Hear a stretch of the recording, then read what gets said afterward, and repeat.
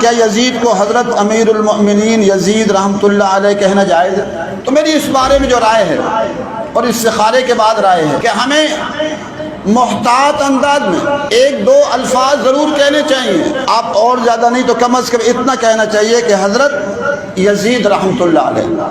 بات تو اس کو امیر المومنین کا بھی لفظ کہتے ہیں، چلو حد تک نہ صحیح، لیکن کم از کم اتنا کہنا چاہیے کہ حضرت یزید رحمۃ اللہ علیہ۔ کہ اگر یزید نے چھڑی ماری ہے یا یزید قتل میں شریک تھا، پھر وہ بہت بڑا لعنت اللہ علیہ تھا۔ مفتی تقی عثمانی صاحب کی تحقیق یہ ہے کہ یزید کے بارے میں مستند روایات سے ثابت نہیں ہے کہ وہ حضرت حسین کے قتل میں شریک تھا۔ اس کی وجہ سے بعض لوگوں نے اس کو رحمت اللہ علیہ بنا دیا، لیکن فرمایا کہ اتنا بھی نہیں ہے کہ رحمت اللہ علیہ کہنا شروع کر دو، اس لیے کہ اس کے دور حکومت میں قتل ہوا ہے، یہ بھی بہت بڑا جرم ہے۔ پھر وہ کوفہ کے گورنر کو معزول کیوں نہیں کیا، یہ بہت بڑا سوال ہوتا ہے۔ تو اس سوال کی وجہ سے بھی ہم یزید کو اچھا نہیں کہہ نہیں سکتے ہم اس کو اچھا۔ پھر سوال پہ لعنت اللہ علیہ کیوں نہیں کہہ رہے؟ بھائی لعنت اللہ کہنے میں احتیاط کر رہے ہیں، عین ممکن ہے کہ اس کے پاس کوئی عذر ہو کہ میں ابن زیاد کو معزول نہیں کر سکتا، اس لیے اعتدال والی بات کیا ہے؟ توقف۔ ایک بریلوی عالم کی تقریر سن کے تو میرے پاؤں تلے سے زمین نکل گئی، اس یزید کی تعریف کیتی ہے۔ میں آخا بریلوی کی لگن تے،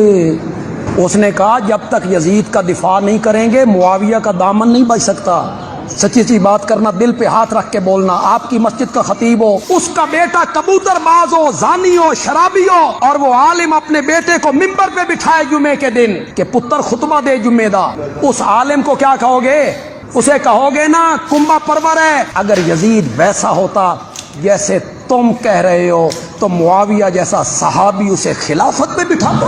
امام علی مقام نے بیعت کی تھی، کہانیاں بنائی ہیں، امام نے اس واسطے بیعت کا انکار کیتا سی۔ یزید زانی سی، یزید شرابی سی، سب کہانیاں بنائی ہیں۔ اگر یزید ایڈے جرمدار ہوتا کہ حضرت معاویہ تو ممکن ہی نہیں سی انہوں خلیفہ بنا دے۔ اس کا اس قتل سے کوئی تعلق نہیں تھا، ہاں اس کی بادشاہت میں یہ قتل ہو گیا تھا۔ یزید صحابی کا بیٹا تھا، مسلم تھا، مواحد آدمی تھا، متبع سنت تھا۔ یہ الفاظ پیغمبر کے صحابہ کے الفاظ۔ ایک صحابی کہتے ہیں میں گیا، وہ مجھ سے پیغمبر کی سنتیں پوچھتا تھا، وہ قسطنطنیہ پر حملہ کرنے کے لیے نکلا تھا۔ یزید کو کافر کہنا جائز نہیں، کیوں؟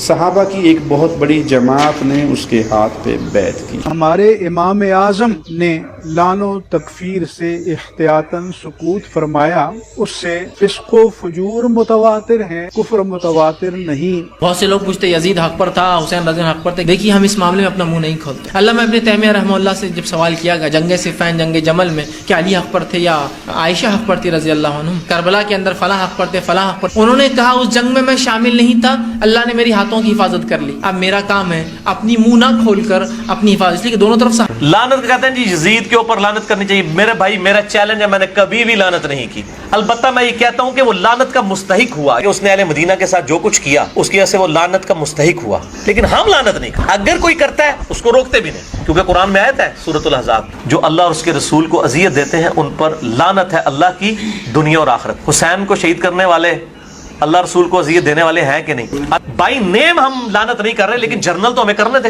حضرت عبداللہ بن عمر رضی اللہ عنہ نے تو پورا خطبہ دے دیا یزید کے حق میں کہ اس کی بیعت نہ توڑو۔ اس پہ شیعہ بڑے اعتراضات کرتے ہیں، ہم پر اس کا کیا جواب دیں؟ پھر ہم یہ کہتے ہیں کہ وہ عبداللہ بن عمر کا موقف غلط تھا، عبداللہ بن عمر کا اپنا موقف تھا، ہم اس کے ساتھ ایگری نہیں کرتے۔ انتہا اب ہم کریں گے، اب تجھے بتانا پڑے گا جس کا تو نے دفاع کرنے کی کوشش کی، کھل کے آ، یزید کا دفاع کرنا ہے، پھر پورے دن کا مسلمان بن، چھپ چھپ کے یزید کا دفاع کیسا؟ پھر پڑھ یزید کا کردار پڑھ، آ ہماری آنکھوں کے سامنے ہم پڑھتے ہیں حسین کا شجرہ، تو بتا یزید کا شجرہ۔ حسین 3 شبان کو مدینے میں بطول کے گھر قرآن بن کے نازل ہوا، یزید شام اور حمص کے درمیانی علاقہ تدمر میں حاکم شام کے گھر عذاب بن کے نازل ہوا۔ یزید کو پیدا ہوتے ہی گھٹی شراب کی دی گئی، حسین نے پیدا ہوتے ہی رسول کی زبان چوسی۔ یزید کا نانا بجدل عیسائی خاندان سے تھا، حسین کا نانا سید المرسلین ہاشمی خاندان سے تھا۔ یزید کی ماں میسون جس کے ناچ گانے کو پسند کر کے حاکم شام نے اس کے ساتھ نکاح کیا تھا، حسین کی ماں وہ زہرا تھی جو ایک लम्हे के लिए सजदे से फरामोश रही, जिसके हया का नाम कुरान था, जिसके नौकर का नाम जिब्राइल था। यजीद का दादा सारी जिंदगी मुखालफत रसूल करता रहा। हुसैन का दादा अबू तालिब सारी जिंदगी हिफाजत रसूल करता रहा। यजीद की दादी हिंदा जिसने रसूल के चचा हमजा का कलेजा चबाया। हुसैन की दादी फातिमा बिनते असद जिसकी कब्र में रसूल लेटा, जिसको कफन मोहम्मद के कुर्ते का मिला। यजीद का एक ही भाई था जो पागल होकर मर गया। हुसैन का भाई हसन मसनद इमामत का ताजदार बन गया। यजीद का शजरा खबीसा था, हुसैन का शजरा तैयबा था। यजीद फासिक था, मेरा हुसैन रोजेदार था। यजीद फाजर था, हुसैन नमाजी था। इसलिए 26 रजब को वलीद के दरबार में खड़े होके हुसैन ने यह जुमला कहा था, और वलीद लिख यजीद से, मैं तेरी बैयत करूं तो करूं कैसे? मेरे बाबे जैसा तेरा बाबा नहीं, मेरे दादे जैसा तेरा दादा नहीं, मेरी माँ जैसी तेरी माँ नहीं, तुझ जैसा मैं नहीं, मुझ जैसा तू नहीं। अपने लाखों लेके तू आ, अपने 72 लेके मैं आता हूँ। क़यामत तक के लिए हर हलाल ज़ादे को ये कहने पे मजबूर करूंगा, हुसैन जिंदाबाद है, यजीद मुर्दा।